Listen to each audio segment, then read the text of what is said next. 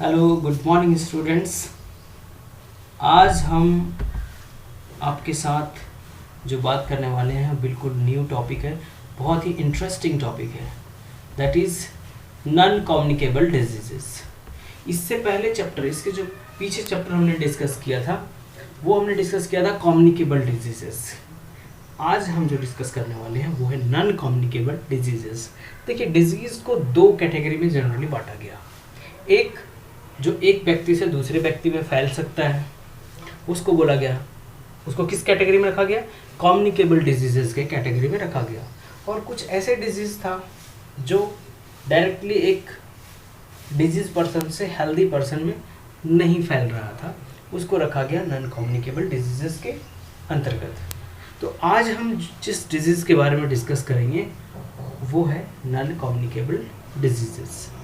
पहले हम बात कर लेते हैं in general non communicable diseases क्यों होता है, उसमें क्या क्या चैलेंजेस हो सकता है, उसके बाद हम लोग एक एक करके डिस्कस करेंगे।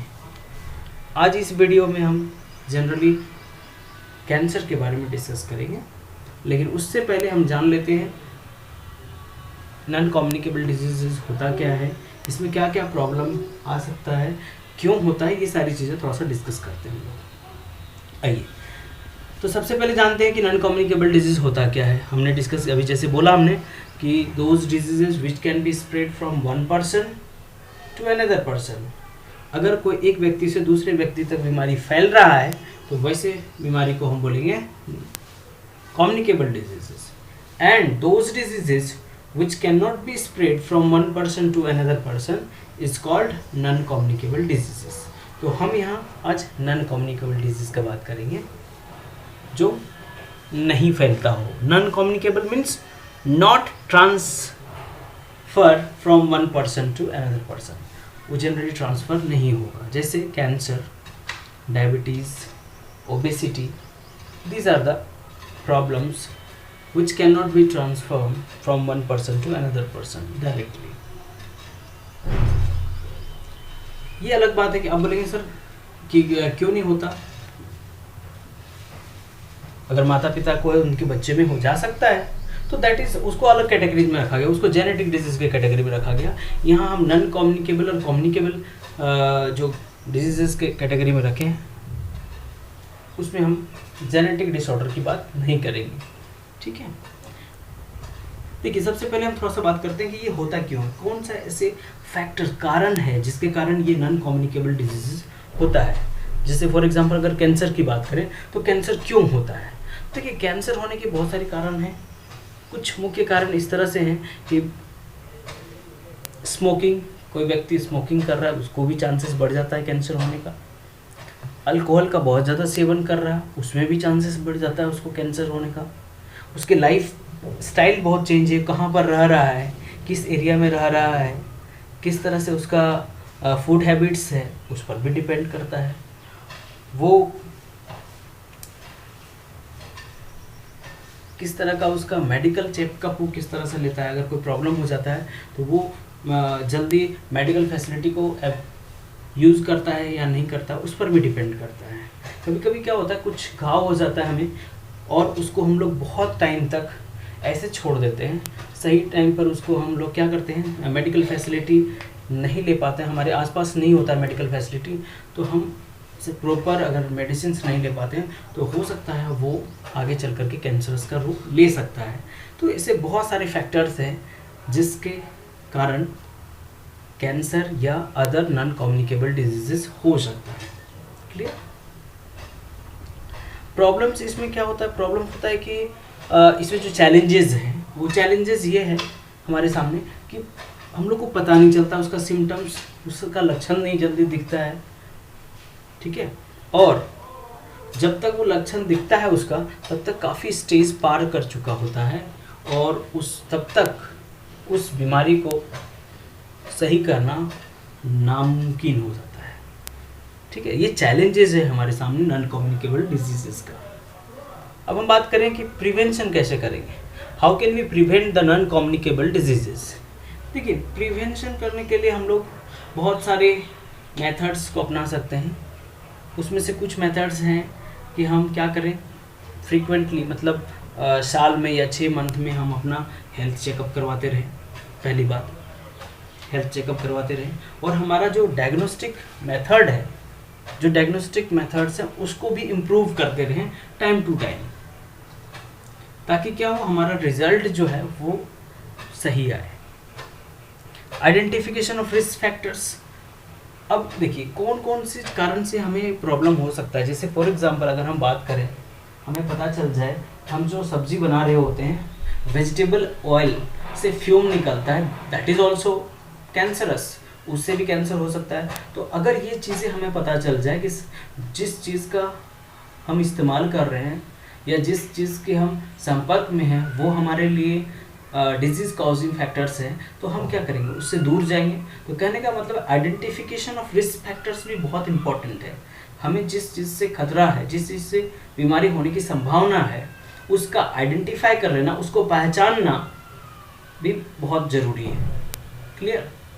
और अगर हमारे लाइफ स्टाइल में कोई चेंज का ज़रूरत है, मान लीजिए सपोज दैट हमारा लाइफ स्टाइल के कारण ही हमें बीमारी हो सकता है, हम बहुत ज़्यादा अत्यधिक मात्रा में स्मोकिंग कर रहे हैं, अल्कोहल का सेवन कर रहे हैं, तो हमें उस बिहेवियर को चेंज करना भी ज़रूरी है। ठीक है, इस तरह से हम ये चेंज करके इस तरह स्टेप्स या इस फैक्टर्स को अपना करके हम क्या कर सकते हैं, इस तरह से हम रोक सकते हैं नॉन कम्युनिकेबल डिजीज़ का स्प्रेड होने से। क्लियर।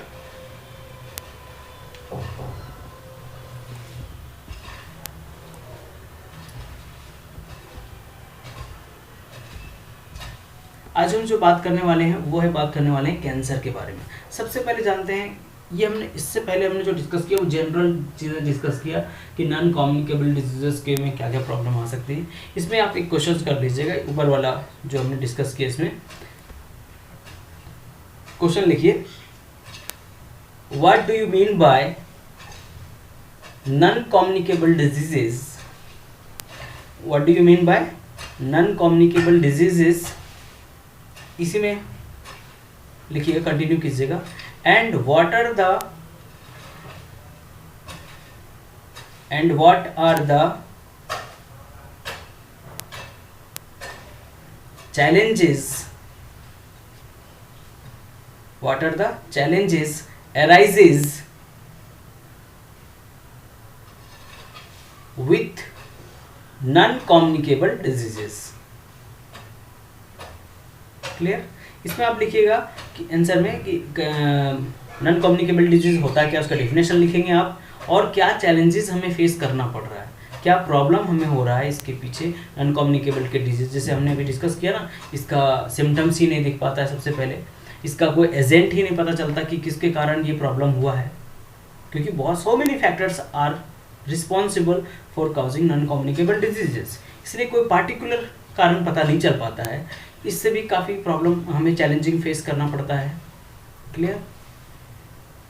तो कुछ जो चैलेंजिंग है in front of the researcher और पेशेंट्स और डॉक्टर्स, उसको आपको यहाँ पर डिस्कस करना है। एक और क्वेश्चन इसमें लिखिए, हाउ कैन यू प्रिवेंट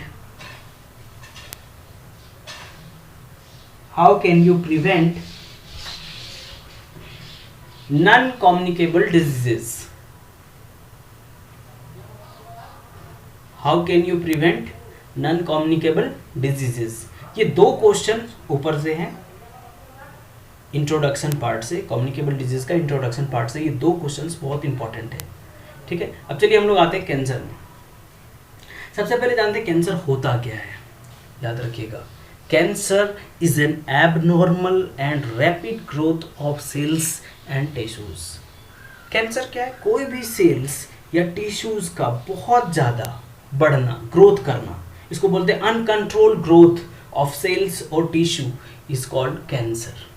कभी कभी कैंसर जो है ट्यूमर का फॉर्म ले लेता है। ट्यूमर मीन्स जब एक सेल दूसरे सेल के ऊपर, तीसरे सेल के ऊपर इकट्ठा होते जाता है, जैसे इस तरह से मान लो,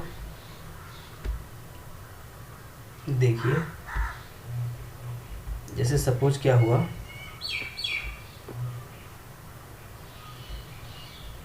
एक मिनट, जैसे देखिए एक सेल हो गया, दूसरा सेल हो गया, तीसरा सेल, चौथा सेल, मतलब कहने का मतलब ये क्या ले लेगा, एक ट्यूमर का रूप ले लेगा, एक गांठ का रूप ले लेगा, इसको हम लोग बोलेंगे कैंसर। इसको भी बोल सकते हैं कैंसर। ये जरूरी नहीं है, याद रखिएगा, जरूरी नहीं सारा ट्यूमर कैंसर हो, बट ट्यूमर भी कैंसर हो सकता है। ट्यूमर में भी कैटेगराइज अंडर कैंसर, वो कैंसर का रूप ले सकता है। हम लोग ज़्यादा डिटेल अभी नहीं जा रहे हैं इसमें कि ट्यूमर के टाइप्स होते हैं दो, मैलिग्नेंट एंड बेनिगन एंड मैलिग्नेंट। तो बेनिगन जो होता है वो एक ही जगह पे होता है, और मैलिग्नेंट जो होता है वो दूसरे एक सेल से दूसरे सेल में, मतलब हमारे बॉडी के अंदर क्या करता है, दूसरे सेल को भी डैमेज करना शुरू कर देता है। That is different thing. अब आते हैं, बोलता है कैंसर जो होता है it can be invade distant tissues और ऑर्गन। जो कैंसर रहेगा वो दूसरे टिश्यूज ऑर्गन को भी क्या करता है, जैसे सपोज दैट अगर लंग्स में हुआ तो धीरे धीरे धीरे धीरे वो किडनी की तरफ बढ़ना शुरू कर देगा, ठीक है। और भी ऑर्गन्स जो आसपास के जो ऑर्गन्स हैं, टिश्यू है, ये सेल है, उसको भी डैमेज करना शुरू कर देता है। It can produce death if it grows beyond the stage of removal. अगर बहुत ज़्यादा इसका ग्रोज हो गया, बहुत ज़्यादा अगर वो बढ़ गया है और वो अपना स्टेज पार करते जा रहा है और हम उसका अगर सही से इलाज नहीं करवा पाते इनिशियल स्टेज में, तो हो सकता है कि हमें उसके कारण डेथ भी हो जाए हमारा। Clear? It accounts for 9% of death through out of the world. अगर हम बात करें कैंसर से लगभग कितना परसेंट, 9% डेथ हो रहा है। अगर हम बात करें इसकी आंकड़ा अलग अलग है अलग अलग देशों में, ये अलग बात है। अगर हम बात करें टाइप्स ऑफ कैंसर का, तो टाइप्स ऑफ कैंसर क्या है, ऑर्गन स्पेसिफिक है। मतलब लंग्स कैंसर हो सकता है, किडनी कैंसर किडनी में हो सकता है, ब्लड में हो सकता है, अलग अलग ऑर्गन्स में, स्किन कैंसर हो सकता है। तो ये डिफरेंट टाइप्स ऑफ कैंसर हो सकता है, दैट इज़ ऑर्गन स्पेसिफिक। अलग अलग अंग में हो सकता है, अलग अलग पार्टिकुलर सेल में हो सकता है, किसी खास सेल में हो सकता है, ठीक है। तो these are the different types of cancer.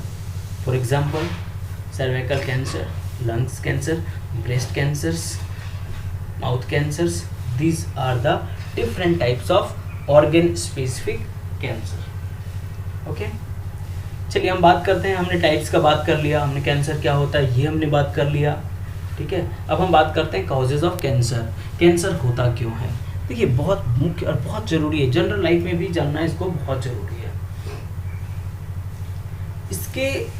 इसका जो कारण है means cancer can be causes by different types. Following are the factors, you can say following are the factors which are responsible for causing cancer। अलग अलग cancers के factors अलग अलग हो सकते हैं। जैसे हम बात करें क्या कैंसर का कुछ कारण है उसको डिस्कस कर लेते हैं। केमिकल एजेंट्स, कुछ केमिकल्स ऐसे होते हैं जिसके जो कार्सिनोजेनिक होता है, जिनके संपर्क में आने से या वो क्या कर सकता है, हमारे सेल को ऑन्कोसेल बना सकता है, ठीक है। मतलब हमें कैंसर, हमारे उस सेल को कैंसरस सेल बना सकता है। कुछ फिजिकल एजेंट्स हैं जैसे गामा रेडिएशंस, या बात करें gamma rays, X rays, ultraviolet rays, these are the radiations which may also causes cancer in human body. हमारे अंदर वो ये सब चीज़ें कैंसर भी कर सकता है, तो ये भी एक फैक्टर्स है।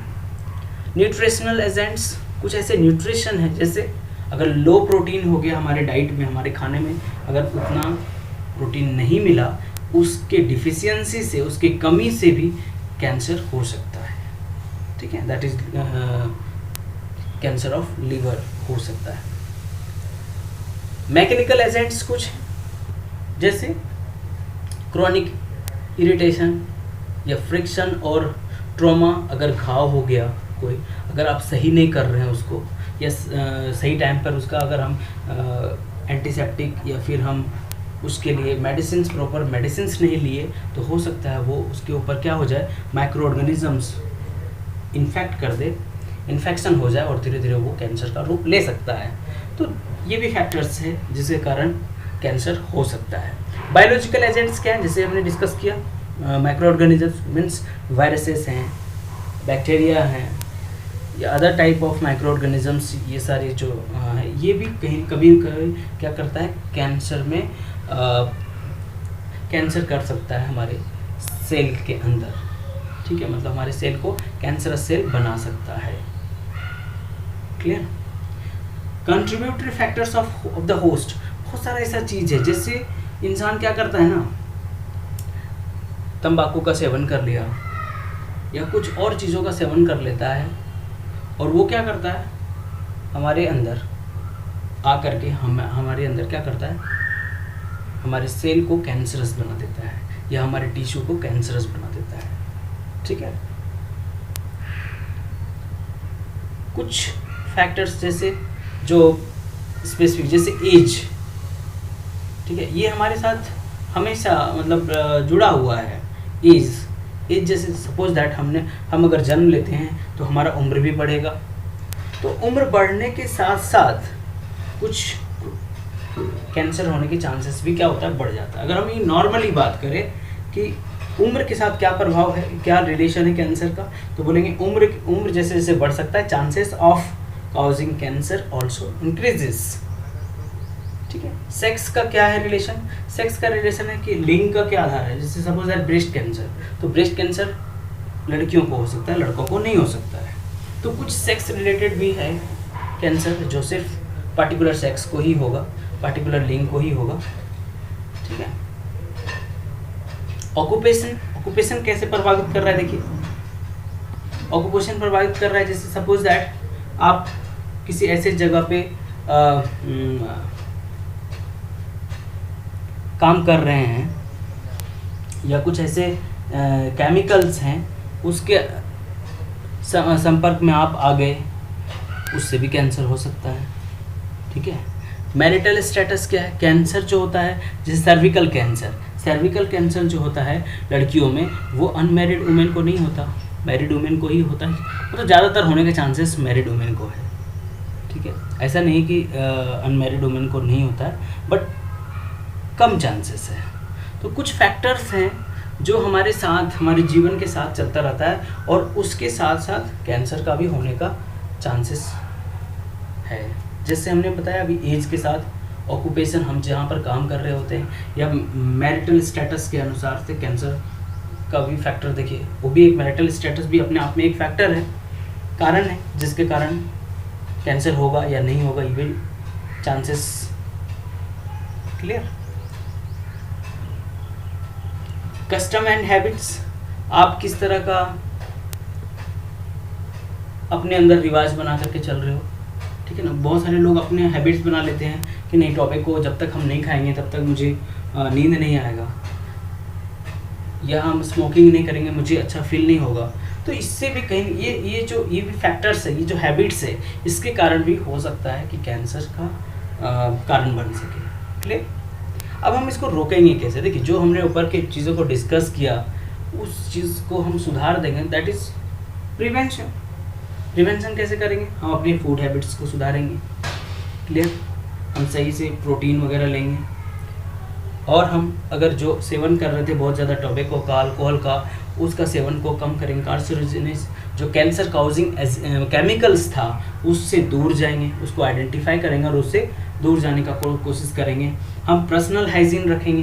पर्सनल हाइजीन मतलब कोई अगर लेडीज़ है तो वो पर्सनल हाइजीन मतलब ताकि उनको अलग अलग तरह का प्रॉब्लम ना हो जाए, इसलिए वो उसको ध्यान रखना पड़ेगा कि वो सही से रहे, कोई माइक्रो ऑर्गेनिजम्स उनके बॉडी के अंदर ग्रो ना करे, उस तरह का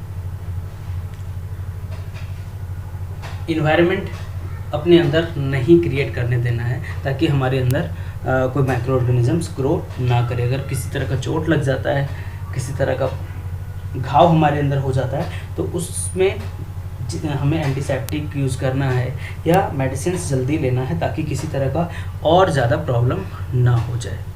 ठीक है, और ज़्यादा इन्फेक्शन ना बढ़ जाए। और क्या करना पड़ेगा, पोल्यूशन को हम कंट्रोल करके हम लोग कैंसर को रोक सकते हैं या कम कर सकते हैं। ठीक है, लोगों को अवेयर करके, लोगों को हेल्थ एजुकेशन प्रोवाइड करके बच्चे लेवल में, मतलब प्राइमरी लेवल ऑफ स्कूल में हम दे सकते हैं, और कॉलेज लेवल ऑफ स्कूल में, कॉलेजेस में भी हम प्रोवाइड कर सकते हैं हेल्थ एजुकेशंस, जो बहुत इम्पॉर्टेंट है to aware the people to make his life और her life free from diseases. ठीक है, हम इन सब चीज़ों के को यूज़ करके हम क्या कर सकते हैं, प्रिवेंट कर सकते हैं, रोक सकते हैं कैंसर को। और क्या है, establishment of cancer detection centre for early diagnosis. शुरुआती तौर पे अगर हम कैंसर को डायग्नोसिस कर लेते हैं तो हम उस पर काबू पा सकते हैं। तो इसलिए इस तरह का सेंटर्स भी हम खुलवा करके हम लोग क्या कर सकते हैं, इसको कैंसर को रोक सकते हैं। अर्ली डिटेक्शन हो जाएगा तो हम कैंसर को आराम से उसको हम लोग ओवरकम कर पाएंगे, आराम से ट्रीटमेंट कर पाएंगे।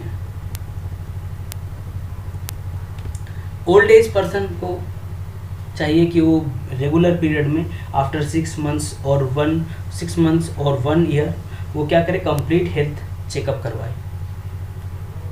और इस तरह से हम लोग क्या कर सकते हैं, we can prevent the cancer diseases. In next lecture we will discuss about other non-communicable diseases, that is diabetes, which is very common among Indian peoples, not among Indian people, among world's populations you can say। पूरी दुनिया में ये obesity अपने आप में उभर कर बहुत बड़ा प्रॉब्लम के तौर पे आ रही है, इसलिए हम लोग इसके ऊपर चर्चा करेंगे नेक्स्ट क्लास में। फ़िलहाल के लिए आप एक क्वेश्चन लिखिए कैंसर के ऊपर, कैंसर से किस तरह का असाइनमेंट आपको करना है इसको लिखिए।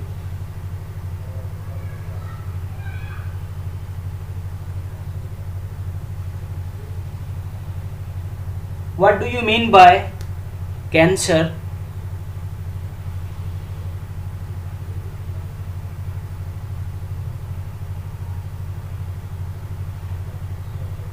Mention,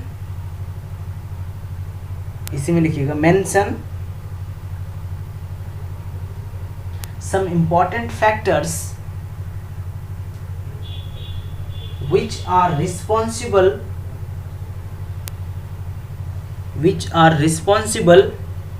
for causing cancer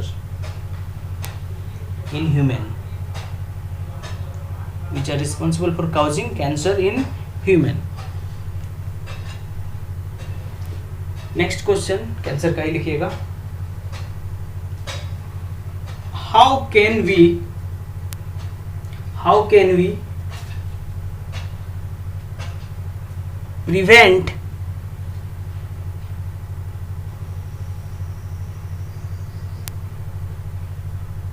cancer?